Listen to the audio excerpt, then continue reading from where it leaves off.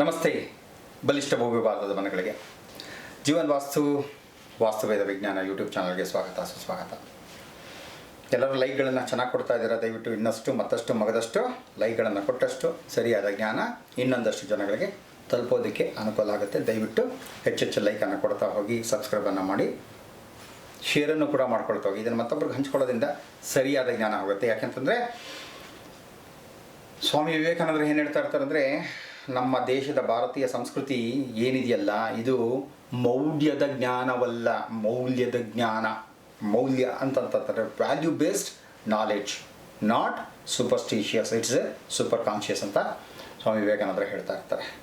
Okay, so ಇವತ್ತು ಮೂರು ವಿಚಾರಗಳು ಏನೇನಂತಂದರೆ ಕಾಮನ್ ಮಿಸ್ಟೇಕ್ಸ್ ಆ್ಯಂಡ್ ವಾಸ್ತು. ಮತ್ತೊಬ್ರು ಕೇಳ್ತಾ ಇದ್ದಾರೆ ಡೋರ್ ಫ್ರೇಮ್ ಹೆಂಗಿರಬೇಕು ಏನಿರಬೇಕು ಅಂತ ಕೇಳ್ತಾ ಇದ್ದಾರೆ. ಹಾಗೇನೆ ಮನಿ ಟಿಪ್ಸ್, 4th ಟಿಪ್ಸ್ ಕೊಡಬೇಕು ಅಂತ ಇಚ್ಛೆಪಟ್ಟಿದ್ದೀನಿ. ಖಂಡಿತವಾಗ್ಲೂ ಕೊಡ್ತೀನಿ. ಇದರಲ್ಲಿ ಯಾವ್ದು ಕೊಟ್ಬಿಡೋಣ? ಫಸ್ಟು ವಾತ್ ಏನು ಅಂತಂದರೆ ಇಂಪಾರ್ಟೆನ್ಸ್ ಆಫ್ ಡೋರ್ ಫ್ರೇಮ್ಸ್ ಅಂತಂದ್ಬಿಟ್ಟು ಕೇಳ್ತಾ ಇದ್ದಾರೆ. ನೋಡಿ, ಈಗೆಲ್ಲ ಡೋರ್ ಫ್ರೇಮ್ಸ್ ಎಲ್ಲ ಏನು ಬರುತ್ತೆ ಅಂತಂದರೆ, ಈಗ ಸಾಧಾರಣವಾಗಿ ಮನೆಗೆ ಮೇನ್ ಡೋರು, ಪೂಜಾ ಡೋರು, ಹಾಗೆ ಹಿತ್ತಲ್ ಡೋರು, ಟಾಯ್ಲೆಟ್ ಡೋರು ಮತ್ತು ಬೆಡ್ರೂಮ್ ಡೋರ್ಸ್ಗಳು ಅಂತ ಇರುತ್ತೆ. ಸೊ ಈ ರೀತಿ ಡೋರ್ಗಳು ಬಂದಾಗ ಅದಕ್ಕೆ ಡೋರ್ ಫ್ರೇಮನ್ನು ಮಾಡಲೇಬೇಕಾಗತ್ತೆ. ಅದು ಇವಾಗ ಏನಾಗ್ಬಿಟ್ಟಿದೆ ಅಂದರೆ, ಮುಂಚೆ ಎಲ್ಲ ಏನಾಗುತ್ತೆ ಅಂತಂದರೆ ಬರೀ ಮರದಲ್ಲೇ ಮಾಡ್ತಾ ಇದೀವಿ. ಇವಾಗ ಮರ ಸಿಗ್ತಾ ಇಲ್ಲ ಹೆಚ್ಚಾಗಿ. ಹಾಗಾಗಿ ಏನು ಮಾಡ್ತಾ ಇದ್ದೀವಿ, PVC ಡೋರ್ಗೂ ಹೋಗ್ತಾ ಇದ್ದೀವಿ, UPVC ಡೋರ್ಗಳಿಗೆ ಹೋಗ್ತಾ ಇದ್ದೀವಿ, WPC ಡೋರ್ಗಳಿಗೆ ಹೋಗ್ತಾ ಇದ್ದೀವಿ. ಎಷ್ಟೋ ಕಡೆ ಏನು ಮಾಡ್ತೀವಿ, ಕಬ್ಬಿಣದ ಡೋರ್ಗಳು ಹೋಗ್ತಾ ಇದ್ದೀವಿ, ಪ್ಲಾಸ್ಟಿಕ್ ಡೋರ್ಗಳು ಹೋಗ್ತಾ ಇದ್ದೀವಿ, ಎಲ್ಲ ಹೋಗ್ತಾ ಇದ್ದೀವಿ. ಏನು ಅಂತಂದಾಗ ನೋಡಿ, ಈ ಮೈನ್ ಡೋರ್ ಅಂತ ಏನು ಬರ್ತದಲ್ಲ, ಈ ಮೈನ್ ಡೋರ್ಗೆ MD ಅಂತ ಬರೋದು ಮೈನ್ ಡೋರ್ಗೆ ಸದಾ ಹೊಸಲು ಇರಲೇಬೇಕು. ಟಾಯ್ಲೆಟ್ಗೆ ಹೊಸಲು ಇರಲೇಬೇಕು. ಹಾಗೆ ಮನೆಯಿಂದ ಹಿತ್ಲಿಗೆ ಹೋಗೋದಕ್ಕೆ ಅದಕ್ಕೂ ಹೊಸಲು ಇರಲೇಬೇಕು. ನಾನೇನು ಮಾಡ್ತಾ ಇರ್ತೀನಿ ಅಂತಂದರೆ, ಈಗ ಈ ಟಾಯ್ಲೆಟ್ಗಳಿಗೆಲ್ಲ ಏನಾಗುತ್ತೆ ಅಂದರೆ, ಈ ಹೊಸಲು ಕೊಟ್ಟಾಗ ಏನಾಗ್ಬಿಡುತ್ತೆ, ಮರದ್ದೇ ಕೊಟ್ಟಾಗ ಏನಾಗುತ್ತೆ ಅಂದರೆ 2 ವರ್ಷ 3 ವರ್ಷ ಆದಮೇಲಿಂದ ನೀರು ಬಿದ್ದು ಬಿದ್ದು ಬಿದ್ದು ತಿಂದೋಗ್ಬಿಡುತ್ತೆ. ಅದಕ್ಕೋಸ್ಕರ ಏನು ಮಾಡ್ತೇನೆ ಅಂದರೆ, ನಾನು ಈ ಹೊಸಲಿಗೆ ಏನು ಬರುತ್ತಲ್ಲ ಮೈನ್ ಡೋರ್ಗೆ ಅದರದ್ದು ಟೀ ಕುಡ್ ಯಾವ ವುಡ್ ಇರುತ್ತೋ ಆ ವುಡ್ಡು, ಪೂಜಾ ಡೋರ್ಗೂ ಅದನ್ನೇ ಮಾಡ್ಕೊಂಡಿರ್ತೀವಿ. ಆದರೆ ಹಿತ್ತಲ ಡೋರು ಅಥವಾ ಬಾಲ್ಕನಿ ಡೋರು ಮತ್ತು ಟಾಯ್ಲೆಟ್ ಡೋರ್ಗಳಿಗೆ ಏನು ಮಾಡಿರ್ತೀನಿ ಅಂದರೆ, ಈ ಭಾಗದಲ್ಲಿ ಏನು ಮಾಡ್ತೀನಿ, ನಾನು ಅದನ್ನು ನೀಟಾಗಿ ಗ್ರನೈಟ್ ಆದರೆ ಗ್ರನೈಟು, ಇಲ್ಲ ಮಾರ್ಬಲ್ ಆದರೆ ಮಾರ್ಬಲಲ್ಲಿ ಇಷ್ಟನ್ನು ಮಾಡಿಬಿಡ್ತೀನಿ. ಯಾಕೆ? ಒಳಗಡೆಯಿಂದ, ಟಾಯ್ಲೆಟ್ ಒಳಗಡೆಯಿಂದ ನನಗೆ ನೀರು ಮನೆಗೆ ಬರಬಾರ್ದು.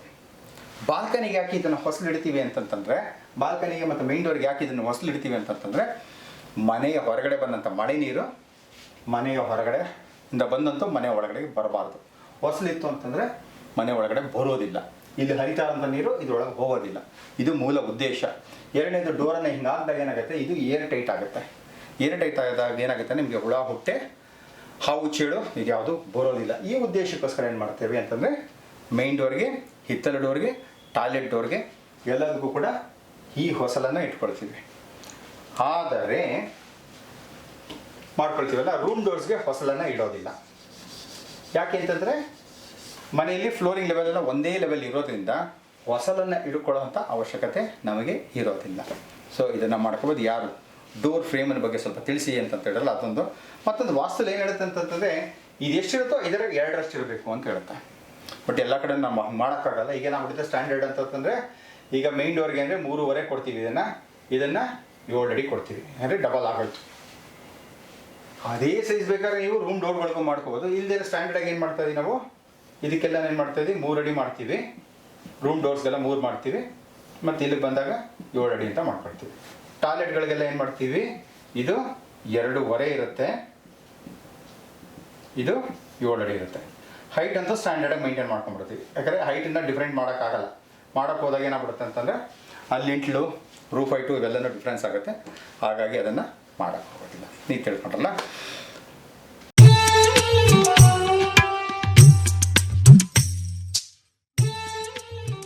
ಕಾಮನ್ ಮಿಸ್ಟೇಕ್ಸ್ ಇನ್ ವಾಸ್ತು ಏನು ಅಂತಂತಂದರೆ, ಹೋದ ವಾರ ಒಬ್ಬರು ಕನ್ಸಲ್ಟೇಷನ್ಗೆ ಬಂದಿದ್ದರು. ಬಂದು ಆಫೀಸಲ್ಲಿ ಕೂತ್ಕೊಂಡು, ಗುರುಗಳೇ ನಂಗೆ ಈ ತೊಂದರೆ ಆ ತೊಂದರೆ ಈ ತೊಂದರೆ ಅಂತಾರೆ. ಸರಿ, ಅವ್ರ ಜಾತಕವನ್ನು ನೋಡ್ತಾ ಇದ್ದೆ ನಾನು.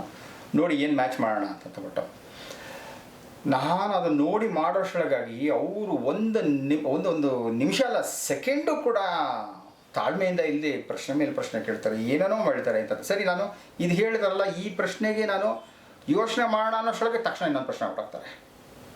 ಸರ್ ಈಗ ತಾನೇ ಇದು ಹೇಳಿದ್ರಲ್ಲ, ಇದನ್ನು ಸ್ವಲ್ಪ ಯೋಚನೆ ಮಾಡಿ ಇದು ಏನು ಮಾಡ್ಬೋದು ಅಂತ ಯೋಚನೆ ಮಾಡ್ತಾನೆ. ಇಲ್ಲೆಲ್ಲ ಗುರುಗಳು ಇದಕ್ಕಿಂತ ಇದು ಇಂಪಾರ್ಟೆಂಟು ಅಂತಂತಾರೆ. ಸರಿ ಆಯ್ತಪ್ಪ, ಅದನ್ನು ಪಕ್ಕಕ್ಕೆ ಇಟ್ಬಿಡು, ಆಯ್ತು ಇದನ್ನು ಕೇಳೋಣ ಅಂತ ಅಂದ್ಬಿಟ್ಟು ಕೇಳ್ತಾ ಹೋಗ್ತಾ ಇರ್ತಂದರೆ ನೋಟ್ ಮಾಡ್ಕೊಳ್ತಾರೆ. ಅಲ್ಲಿಂದ ಸಡನ್ನಾಗಿ ಇನ್ನೊಂದಕ್ಕೆ ಜಂಪ್ ಹೊಡಿತಾರೆ. ಅರ್ಥಕ್ಕೆ ಅಂತ ಮತ್ತೆ ಅಲ್ಲಿಗೆ ಹೋದೆ. ಸರಿ ಆಯಿತು ಕೇಳೋಣ ಅಂತಂದ್ಬಿಟ್ಟು ಬಂದಿದ್ದಾರಲ್ಲ, ಆಯಿತು ಇವ್ರಿಗೆ ಸಮಸ್ಯೆ ಇರೋದಕ್ಕೆ ನನ್ನ ಹತ್ರ ಬರ್ತಾರೆ ಅಂತ ಕೇಳಿದ್ರು. ಮತ್ತೆ ಹಿಂಗೆ ಮಾಡ್ತಾ ಇದ್ದಾರೆ. ಸುಮಾರು ಒಂದು 20 ನಿಮಿಷ ಆಯಿತು. 20 ನಿಮಿಷ ಆದರೂ ಆ ಮನುಷ್ಯನಿಗೆ ಏನು ಬೇಕು ಅನ್ನೋದೇ ಕ್ಲಾರಿಟಿ ಇಲ್ಲ. ನನ್ನ ಹತ್ರ ಯಾವ ಸಮಸ್ಯೆಗೆ ಬಂದಿದ್ದೀನಿ, ಯಾವ ಸಮಸ್ಯೆಗೆ ಪರಿಹಾರ ಇರುತ್ತೆ ಅಂತ ತೊಗೋಬೇಕು ಅನ್ನೋಂಥ ಕ್ಲಾರಿಟಿನೇ ಇಲ್ಲ. ನಾನು ಸೈಲೆಂಟಾಗಿ ಕೂತ್ಕೊಂಡಿದ್ದೆ. ನಾನು ಮತ್ತೆ ಮುಖ ನೋಡ್ತಾ ಇದ್ರು, ಏನು ಬರೀಲಿಲ್ಲ, ಸುಮ್ಮನೆ ಇದ್ಬಿಟ್ಟೆ. ನಾನು ಮುಖ ನೋಡ್ತಾ ಇದ್ರು. ನಾನು ಹೇಳಿದೆ, ಸರ್ ಒಂದು 5 ನಿಮಿಷ ನಾವು ಸೈಲೆಂಟಾಗಿತ್ತು ಅಂತಂತಂದರೆ ನಿಮ್ಮ ಸಮಸ್ಯೆ ಏನು ಅಂತ ಸಮಸ್ಯೆ ಏನು ಅಂತ ನಾನು ಅರ್ಥ ಮಾಡ್ಕೊಳ್ತೀನಿ, ಅದಕ್ಕೆ ಏನು ಬೇಕೋ ಪರಿಹಾರ ಕೊಡ್ತೀನಿ. ಅದಕ್ಕಿಂತ ಮುಂಚೆ ನನ್ನದು ಒಂದೇ ಒಂದು ಪ್ರಶ್ನೆಗೆ ನೀವು ಉತ್ತರ ಕೊಡಿ, ಯಾಕೆ ನಿಮಗೆ ಈ ರೀತಿಯೆಲ್ಲ ಗೊಂದಲಗಳು ಉಂಟಾಗ್ತದೆ ಅಂತ ನನಗೆ ಅರ್ಥ ಆಗ್ಬಿಡುತ್ತೆ ಅಂತಂತಂದರೆ. ಹಾಂ ಹೇಳಿ ಬರಲಿ, ಹೇಳಿ ಏನು ಬೇಕೋ ಹೇಳ್ತೀನಿ. ನಮ್ಮ ಮನೇಲಿ ಎಲ್ಲ ಭಾಗದಲ್ಲಿ ಎಲ್ಲನೂ ಚೆನ್ನಾಗಿ ಗೊತ್ತಿದೆ ನಿಮಗೆ ಅಂತ. ಎಲ್ಲ ಭಾಗದಲ್ಲಿ ಎಲ್ಲನೂ ಚೆನ್ನಾಗಿ ಗೊತ್ತಿದೆ, ನಾನು ಸಾಕಷ್ಟು ವಾಸ್ತು ಬಗ್ಗೆ ಎಲ್ಲ ತಿಳ್ಕೊಂಡಿದ್ದೀನಿ, ಮಾಡಿದ್ದೀನಿ ಅಂತಂದು. ಈ ಅಲ್ಪ ಸ್ವಲ್ಪ ತಿಳ್ಕೊಂಡ್ರೆ ಭಾಳ ಕಷ್ಟ. ತಿಳ್ಕೊಳ್ದೇ ಇದ್ದರೆ ನಮಗೆ ಈಸಿ ಅವ್ರಿಗೆ ಆ ಸಮಸ್ಯೆಗೆ ಪರಿಹಾರನ ಕೊಡೋದಕ್ಕೆ. ಓಕೆ, ಕೇಳಿದಾಗ ಏನು ಮಾಡಿದ್ರು, ನಾನು ಹೇಳಿದೆ, ಸ್ವಾಮಿ ನಿಮ್ಮ ಮನೆಯ ನಾರ್ತ್ ಈಸ್ಟ್ ಭಾಗದಲ್ಲಿ ಯಾವ ಬಣ್ಣ ಹೊಡೆದಿದ್ದೀರಾ ಅಂತ ಕೇಳಿದೆ. ಇದು ನಾರ್ತ್ ಈಸ್ಟ್, ಈ ನಾರ್ತ್ ಈಸ್ಟ್ ಭಾಗದಲ್ಲಿ ಯಾವ ಬಣ್ಣ ಹೊಡೆದಿದ್ದೀರಾ ಅಂತ ಕೇಳಿದೆ ನಾನು. ಅವರು ಹೇಳಿದ್ರು, ಗುರುಗಳೇ ನನಗೆ ಯಾರೋ ಹೇಳಿದ್ರು ಈ ಥರ ನಾರ್ತ್ ಈಸ್ಟಲ್ಲಿ ಗುರುವಿನ ಸ್ಥಾನ ಇರ್ತದೆ, ಗುರು ಅಲ್ಲಿರ್ತಾನೆ, ಹಾಗಾಗಿ ಆ ಭಾಗದಲ್ಲಿ ಹಳದಿ ಹೊಡೆದ್ರೆ ತುಂಬ ಒಳ್ಳೆಯದು ಅಂತಂತ ಹೇಳಿದ್ರು. ಹಾಗಾಗಿ ಈ ನಾರ್ತ್ ಈಸ್ಟಲ್ಲಿ ವರಂಡಾ, ನಮ್ಮ ನಾರ್ತ್ ಈಸ್ಟ್ಗೆ ಏನು ಬರ್ತೀವಲ್ಲ ಎಂಟ್ರೆನ್ಸ್ ಅಂತ, ಅದು ಪೂರ್ತಿ ಯೆಲ್ಲೋ ಕಲರ್ ಹೊಡೆದಿದ್ದೀನಿ ಅಂತಂತಂದ್ರು. ಅರ್ಥ ಆಗುತ್ತೆ ನನಗೆ ಪ್ರಶ್ನೆಗೆ, ಯಾಕೆ ಈ ಅಪ್ಪ ಇಷ್ಟೊಂದು ಗೊಂದಲದಿದ್ದಾನೆ ಅಂತ. ಅದಕ್ಕೆ ಹೇಳೋದು, ಪ್ರಾಪರ್ ಕನ್ಸಲ್ಟೆಂಟನ್ನು ಕೇಳಿಕೊಂಡು ನಿಮ್ಮ ಸಮಸ್ಯೆಗಳಿಗೆ ಪರಿಹಾರಗಳು ನೋಡ್ಕೋಬೇಕು. ಅದು ಬಿಟ್ಬಿಟ್ಟು ಯಾರ್ಯಾರೋ ಏನೇನೋ ಹೇಳೋದು ಅಂತ ಮಾಡೋಕ್ಕೋದ್ರೆ ಹಿಂಗೆ ಆಗೋದು. ನಾನು ಹೇಳಿದೆ, ನೋಡಿ ನಿಮಗೆ ಪರಿಹಾರ ಬೇಕು ಅಂದರೆ ಫಸ್ಟ್ ನೀವೇನು ಮಾಡಿ, ಹೋಗ್ಬಿಟ್ಟು ನಾರ್ತ್ ಈಸ್ಟಲ್ಲಿ ಏನಿದೆಯಲ್ಲ ಅದನ್ನು ಕ್ರೀಮ್ ಕಲರ್ ಮಾಡ್ಕೊಳ್ಳಿ, ಇಲ್ಲ ಹಾಫ್ ವೈಟ್ ಮಾಡ್ಕೊಳ್ಳಿ, ಇಲ್ಲದೆ ಹೋದರೆ ಬ್ಲೂ ಕಲರ್ ಪೇಂಟ್ ಮಾಡಿಬಿಟ್ಟು ಆಮೇಲೆ ದಯವಿಟ್ಟು ಅಲ್ಲಿಂದ 21 ದಿನ ಬಿಟ್ಟು ಬನ್ನಿ. ಪೇಂಟ್ ಹೊಡೆದು ನೆಕ್ಸ್ಟ್ ಡೇಗೆ ಬರಬೇಡಿ ನನ್ನ ಹತ್ರ. ಪೇಂಟ್ ಹೊಡೆದು ಮಿನಿಮಮ್ 21 ದಿನ ಆಗಬೇಕು. ಆದಮೇಲಿಂದ ಬನ್ನಿ, ಆಮೇಲೆ ನಿಮ್ದು ಏನಿರ್ತೋ ನಾನು ಅಟೆಂಡ್ ಮಾಡ್ತೀನಿ ಅಂತ ಹೇಳಿ ಕಳಿಸ್ಬಿಟ್ಟೆ ನಾನು. ಹಾಗಲ್ಲ, ಯಾಕೆ ಟೋಟಲಿ ಡಿಸ್ಟರ್ಬ್ಡ್, ಕನ್ಫ್ಯೂಸ್ಡ್. ಅದಕ್ಕೆ ಹೇಳಿದೆ, ಹೋಗ್ಬಿಟ್ಟು ಫಸ್ಟ್ ಪೇಂಟ್ ಮಾಡಿಬಿಟ್ಟು ಆಮೇಲೆ ಬನ್ನಿ, ನೋಡ್ಕೊಂಡು ಆಮೇಲೆ ಮಾತಾಡೋಣ ಅಂತ. ರೈಟ್. ಸೊ ಹಾಗಾಗಿ ಯಾರು ನಿಮ್ಮ ಮನೆಯ ನಾರ್ತ್ ಈಸ್ಟ್ ಭಾಗದಲ್ಲಿ ಹಳದಿ ಬಣ್ಣ ಏನಾದ್ರು ಹೊಡ್ಕೊಂಡಿದ್ರೆ ದಯವಿಟ್ಟು ಬದಲಾವಣೆ ಮಾಡ್ಕೊಳ್ಳಿ. ಯಾವ ಬಣ್ಣಕ್ಕೆ ಹೇಳಿದ್ನಲ್ಲ ಆ ಬಣ್ಣಕ್ಕೆ. ರೈಟ್. ನೆಕ್ಸ್ಟು ಟಿಪ್ಸ್ ಏನು ಅಂತಂತಂದರೆ, ಎಷ್ಟೋ ಕಡೆ ನೋಡ್ತಾ ಇರ್ತೀವಲ್ಲ, ಏನಾಗ್ತಿರುತ್ತಂದರೆ ಈ ದುಡ್ಡುಗೋಸ್ಕರ ಸುಮ್ಮನೆ ವ್ಯಯ ಆಗ್ತಿರುತ್ತೆ ವೇಸ್ಟು.